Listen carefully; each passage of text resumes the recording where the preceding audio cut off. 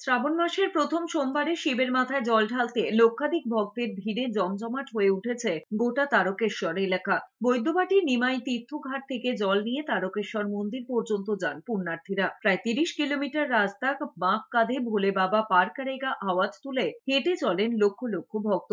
এবারেও সেই নিয়মের এতটুকু ব্যতিক্রম ঘটেনি। লাইন দিয়ে দাঁড়িয়ে মন্দিরের গর্ভগৃহের সামনে রাখা চোঙে জল ঢালছেন পরমানন্দে। সেই সঙ্গে মোমবাতি ধূপ জ্বালিয়ে মনস্কামনাও জানাচ্ছেন ভক্তরা। পসরা সাজিয়ে বসেছে বহু মানুষ। তবে প্রত্যেক বছরের ন্যায় এবছরও গুরু পূর্ণিমার থেকে মেলা চলাকালীন ভক্তদের জন্য গর্ভগৃহে প্রবেশ নিষিদ্ধ রয়েছে। শ্রাবণী মেলা উপলক্ষে মন্দিরকে ঘিরে গোটা তারকেশ্বর চত্বরে নিরাপত্তা ব্যবস্থা বাড়িয়েছে পুলিশ প্রশাসন। এলাকা পরিষ্কার পরিচ্ছন্ন রাখতে বাড়তি উদ্যোগ নিয়েছে পুরসভা। এদিকে তারকেশ্বরের পাশাপাশি রাজ্যের অন্যান্য শিব মন্দিরেও ভক্ত সমাগম লক্ষ্য করা গেছে।